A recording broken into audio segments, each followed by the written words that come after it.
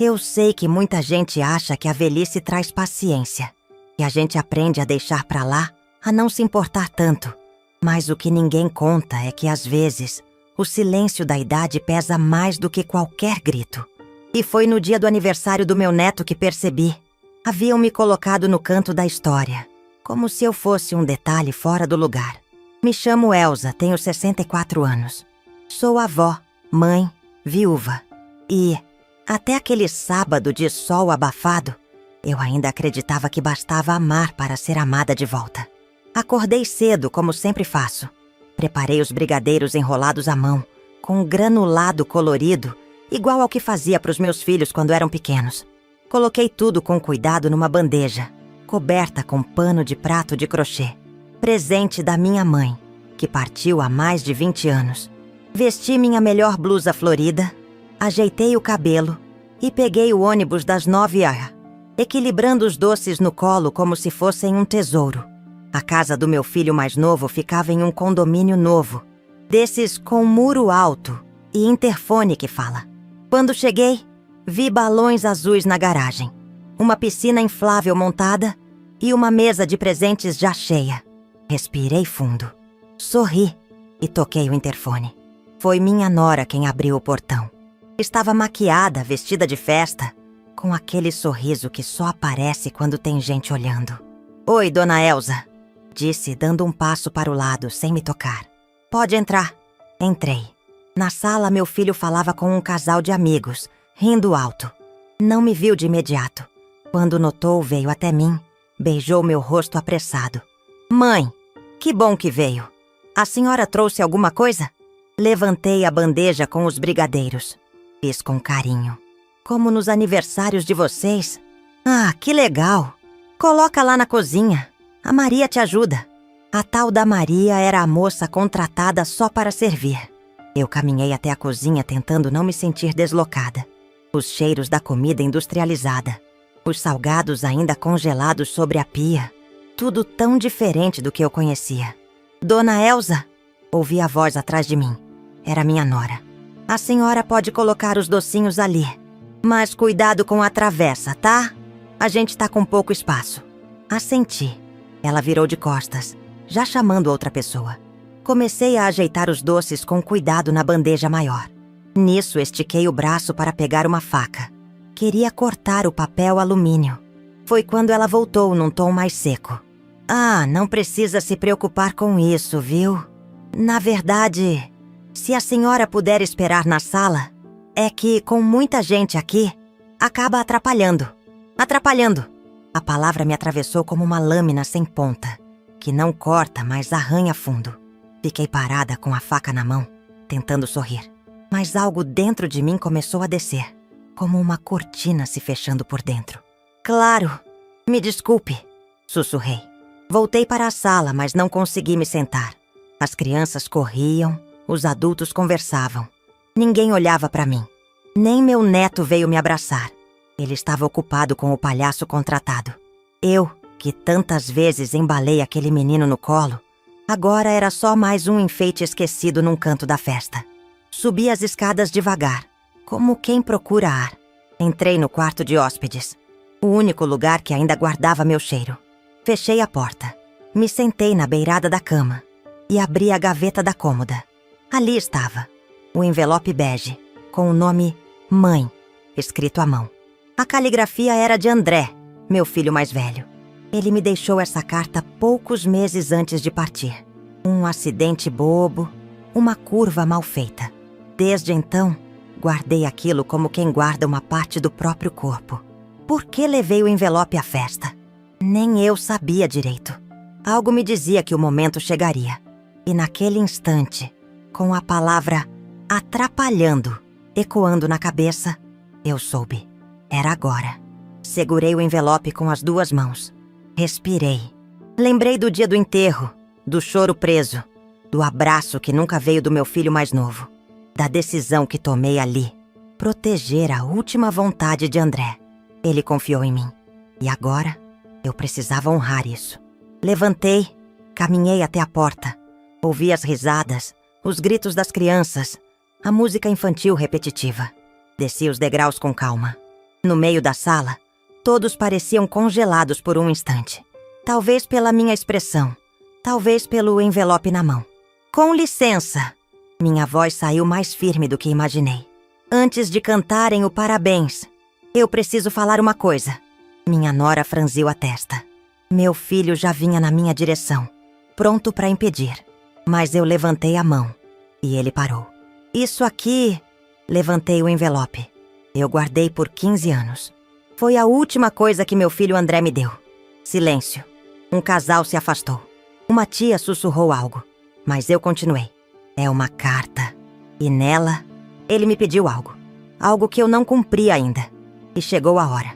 Todos olharam. Até o palhaço parou. Eu vou ler. E depois, vocês fazem o que quiserem com isso. Abri o envelope. Minhas mãos tremiam. Mas minha voz não falhou. Mãe, se você estiver lendo isso é porque algo deu errado. Eu sei que vivi do meu jeito e que não dei muitas explicações. Mas tem uma coisa que você precisa saber. Eu tenho um filho. O nome dele é Samuel. Ele mora com a mãe dele. E não leva meu sobrenome. Mas é meu. E eu queria que ele soubesse disso um dia. Mais que isso, queria que ele soubesse que teve uma avó que se importou. A última frase me fez engasgar. Use o que eu deixei com você para garantir isso. Nem que seja só para ele saber que foi amado. Fechei o papel. Olhei em volta. Eu não quero brigar. Não quero confronto. Mas hoje, eu deixo de pedir licença para existir nessa casa. E fui para o quarto, pegar minha bolsa. É difícil explicar o que é carregar o silêncio de alguém que não está mais aqui. A ausência do André tem som. Um som que só eu ouço. No vazio dos cômodos. No cheiro da camisa que nunca lavei. No envelope amarelado que passou anos escondido no fundo da gaveta. André era meu filho mais velho. Nasceu do meu ventre. Mas parecia ter nascido com alma de velho. Observador, calado, intenso demais para estar a idade que tinha. Quando era pequeno, desenhava o tempo todo. Casas, árvores, pessoas. Nunca me esqueço de um desenho em que ele fez a gente. Eu com o avental, ele sentado na janela. Escreveu embaixo: Minha mãe é casa. A última vez que ele me chamou de mãe foi num bilhete. Ele nunca foi de palavras ditas, mas escrevia com o coração sangrando. Aquela carta foi a última parte viva dele que me restou. O acidente foi chamado de fatalidade. Um domingo à tarde, uma curva molhada. Uma moto que derrapou. A polícia disse que foi rápido. Eu não quis saber detalhes. O que me restava saber? Que ele não voltaria, que não atenderia mais minhas chamadas, que não responderia minhas mensagens que diziam: Tô com saudade, filho. O velório foi pequeno, seco. O pai dele, meu marido, não derramou uma lágrima. Chorava por dentro, talvez, mas dentro demais. Meu filho mais novo, Marcos, ficou ao lado da esposa o tempo todo. Não me abraçou. Disse apenas: Ele fez escolhas, mãe. Agora, já era. Já era. Como se o irmão fosse um pneu furado. Foi naquela mesma noite, após todos irem embora, que encontrei a carta. Estava dentro de um livro de poesias do Leminski, que André tinha me emprestado, e nunca pediu de volta. Eu só abri por hábito, por saudade, e lá estava o envelope. Mãe, em letras firmes. Li e reli umas 10 vezes. Ele dizia que tinha um filho, Samuel, que a mãe era uma moça com quem ele viveu por pouco tempo, mas que ficou um laço, que ela não quis contato, e que ele, por respeito, se afastou. Mas sabia que o menino existia, e queria que, de alguma forma, um dia, ele soubesse de onde veio. Na carta, André dizia que havia deixado uma quantia comigo. Eu sabia qual era. Ele sempre dizia que guardava parte do salário para um futuro incerto. Eu achava graça. O futuro chegou mais cedo do que ele imaginava. Guardei aquilo em silêncio. Por medo? Talvez. Por respeito? Com certeza. Mas no fundo, eu sabia que minha família, aquela que restou, jamais aceitaria ouvir o nome Samuel sem levantar um muro. Eles não suportavam lembrar de André. Depois que ele se foi, o mundo pareceu girar só para Marcos. A esposa dele engravidou no ano seguinte. Gabriel nasceu e virou o novo sol daquela casa. Tudo passou a girar ao redor dele. E eu fui me tornando sombra. No começo ainda tentava. Levava sopa quando a nora estava de resguardo. Costurei fraldas de pano. Fiz questão de montar o berço com minhas próprias mãos. Mas havia sempre um olhar, um jeito de dizer obrigada, que mais parecia: isso aqui não é mais seu lugar. O tempo fez seu trabalho. Minha presença virou formalidade. Meus conselhos foram dispensados. Meus doces não combinavam com a decoração da festa. E pouco a pouco, fui aceitando ser invisível. Só não sabia que o buraco da invisibilidade cavava também por dentro. Certo dia, uns 3 anos depois da morte do André, tentei conversar com Marcos sobre Samuel. Perguntei se ele lembrava de uma moça chamada Vanessa, nome mencionado na carta. Ele desviou os olhos. Mãe, sério que a senhora vai mexer nisso agora? Não é mexer, é reconhecer. Ele tinha um filho. Tinha nada, mãe. Ele nem assumiu. Isso aí é invenção sua. Aquela frase doeu mais do que qualquer outra. Depois disso, calei. Guardei o envelope na gaveta. Empurrei o assunto para dentro do peito, junto com as outras memórias que não cabiam mais em voz alta. Comecei a visitar um grupo de costura, só para ocupar a cabeça. Fiz voluntariado em uma escola da igreja. Mas toda vez que via Gabriel correndo pela casa, lembrava que havia outro menino, em algum lugar, crescendo sem saber quem era o pai. E isso me comia por dentro. No aniversário de 5 anos do Gabriel, levei um carrinho de madeira feito à mão. Escrevi o nome dele no fundo. Ele abriu o presente, olhou e disse: "Isso é velho." A nora riu. Meu filho riu também. Eu sorri. Mas foi aí que senti. Não era mais riso. Era desistência. Depois disso, deixei de tentar agradar. Continuei indo às festas, porque ainda me importava. Mas comecei a ir mais leve, sem esperança, como quem cumpre um papel que já sabe que não lhe cabe mais. E mesmo assim, guardei a carta. Durante 15 anos, aquele envelope foi meu segredo mais pesado e mais sagrado. Ele era meu elo com o filho que me viu como casa. E por mais que tentassem me desmobilizar, me calar, me deslocar, eu sabia. Uma hora a verdade bate à porta. E naquele sábado abafado, com brigadeiros rejeitados e olhares que pediam silêncio, a porta finalmente se abriu. Desci as escadas com o envelope entre os dedos, sentindo o peso invisível que ele carregava. A sala parecia um palco em câmera lenta. As vozes misturadas, as crianças correndo, os pais com seus copos de refrigerante. Tudo ficou abafado, como se o tempo se curvasse ao que eu prestes a fazer. Na mesa, o bolo do Gabriel ainda estava intacto, com a vela azul em formato de número 7, esperando ser acesa. A decoração era de super-heróis, mas o verdadeiro poder, ali, estava no que eu carregava nas mãos. Eu parei no meio da sala, de frente para tudo e todos. Com licença. Minha voz saiu clara. Eu mesma me surpreendi. Alguns rostos se viraram. Outros continuaram suas conversas como se eu fosse apenas mais uma avó prolixa, prestes a contar uma história fora de hora. Mas continuei. Antes de cantarem o parabéns, eu preciso falar uma coisa. Meu filho, Marcos, já se movimentava em direção a mim. A nora levantou as sobrancelhas. Um casal cochichou alguma coisa. Ninguém esperava que eu interrompesse. Ninguém esperava que eu tivesse algo a dizer. Eu não costumo me impor. Nunca fui dessas. Sempre achei que amor se prova no cuidado silencioso. Mas hoje eu vou falar. Levantei o envelope. Esse papel aqui foi guardado por 15 anos. E foi escrito pelo André, meu filho mais velho. Meu menino que vocês raramente mencionam. Silêncio. Um gole de refrigerante parou no meio do caminho.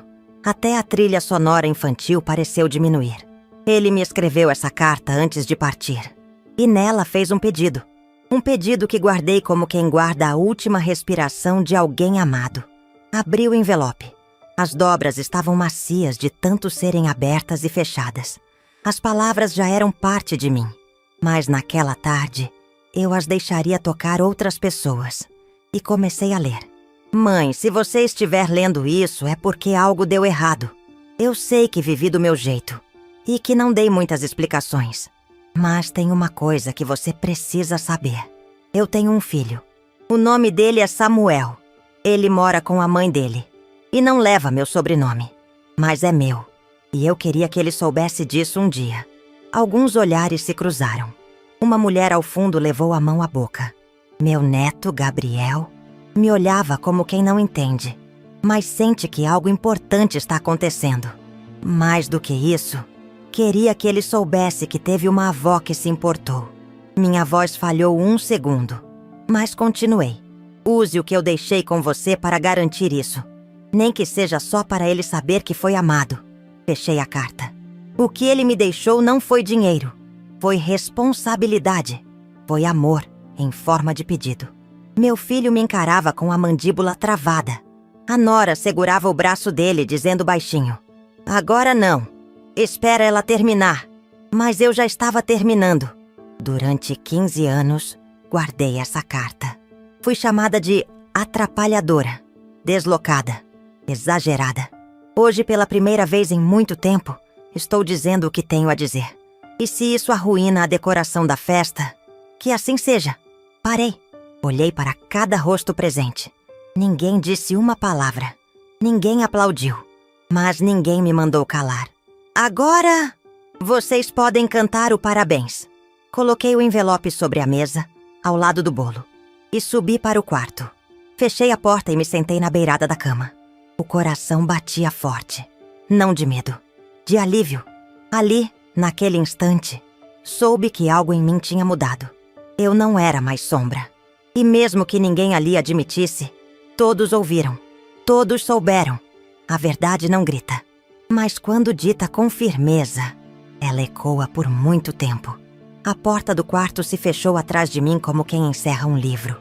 Não bati, não chorei, só sentei na cama, olhando para as paredes familiares, decoradas com lembranças que nunca foram minhas.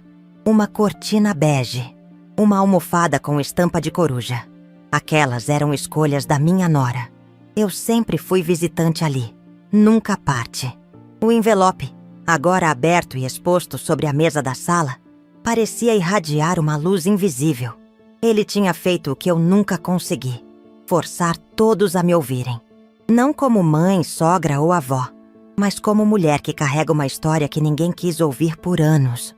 Ouvi passos no corredor, toques leves na porta. Mãe! Era Marcos. Demorei alguns segundos para responder. Quando abri, ele estava com o rosto tenso, braços cruzados. Atrás dele, o corredor vazio. A senhora precisava mesmo fazer isso hoje? A pergunta veio sem raiva, mas com um tom de reprovação embutido, como se eu tivesse derramado vinho no tapete branco da família. Eu esperei 15 anos. Hoje foi a primeira vez que vocês estavam todos no mesmo lugar. E eu achei que talvez ouvissem. Ele abaixou os olhos, coçou o queixo. Não é sobre ouvir, é que tem hora para tudo. Quando seria a hora certa para lembrar do seu irmão? Silêncio. O tipo de silêncio que sempre me acompanhou depois da partida de André. Mãe, você tá magoando o Gabriel. É aniversário dele. Ele é só uma criança. Eu também sou só uma mãe. Uma mãe que foi diminuída em todas as festas dele. Uma avó que foi chamada de atrapalhadora na cozinha. E hoje finalmente falei por mim. Não peço desculpas por isso. Ele suspirou, se afastando um pouco. A Eliane... Ela acha que talvez seja melhor a senhora descansar um pouco na sua casa. Ficar uns dias sozinha. Para pensar, soltei um leve riso.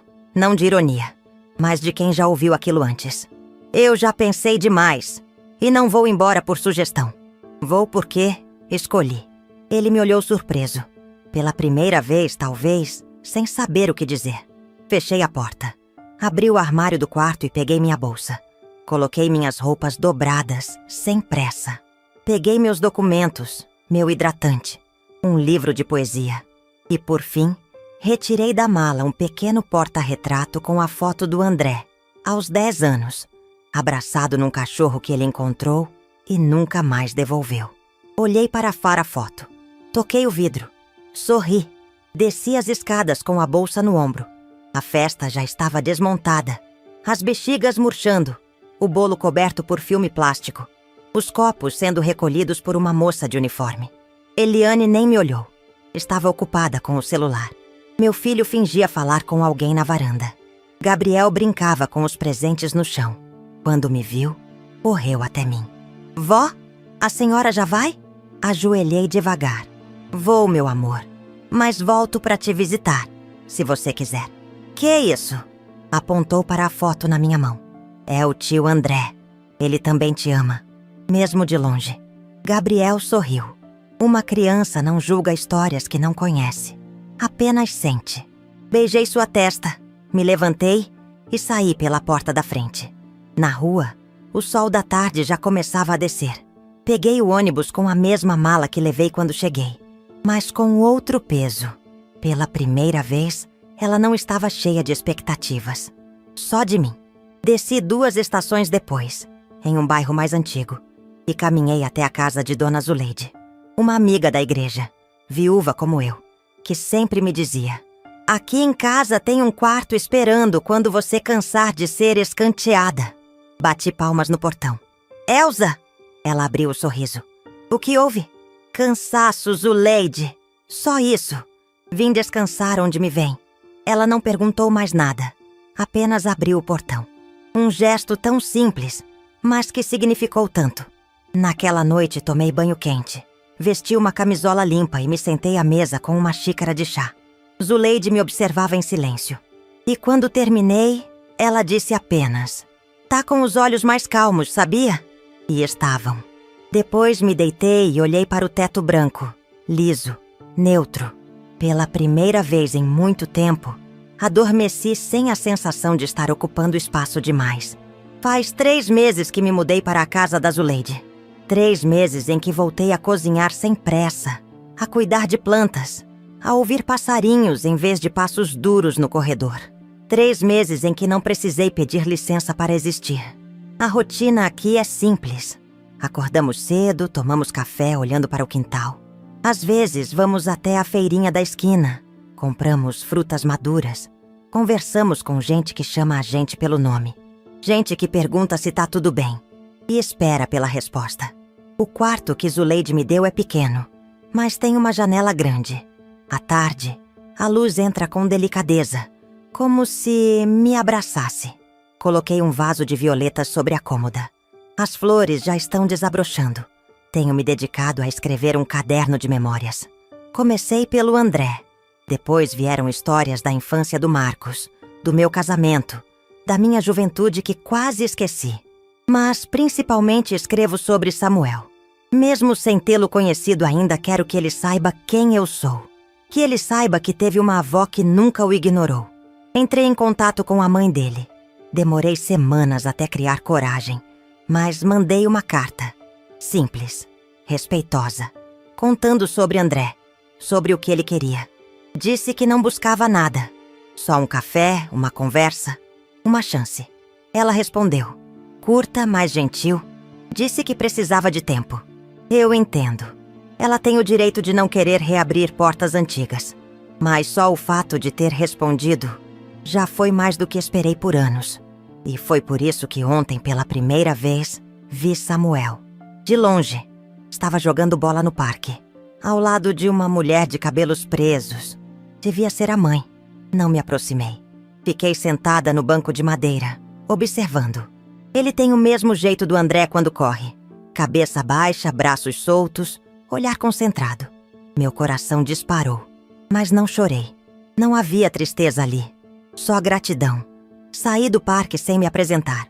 Ainda não era hora. Mas eu sou paciente. E agora sou livre também. Não corro mais atrás de lugar em mesa alheia. Construo meu espaço, mesmo que sobre chão de terra. Marcos me mandou uma mensagem há alguns dias. Fria. Objetiva. Espero que esteja bem. Gabriel perguntou da senhora. Li. Respirei. E não respondi. Não por raiva. Mas porque, dessa vez, eu queria que ele sentisse o silêncio. O mesmo que me cercou por tanto tempo. Vou responder um dia sim. Mas quando tiver algo que venha de dentro, não da obrigação, Hoje comprei sementes de girassol. Plantei no quintal da Zuleide. Enquanto afundava os dedos na terra, pensei: por que esperei tanto tempo para voltar para mim? Talvez seja assim mesmo. A gente passa uma vida tentando ser aceita em lugares que não nos cabem, até entender que paz não é estar incluída, é estar inteira. À noite, abri o caderno de memórias e escrevi uma última frase para mim mesma. Por muito tempo, me deixei apagar. Hoje sou chama que ilumina quem precisa. E isso basta. Fechei o caderno, apaguei a luz e dormi, em paz, em mim.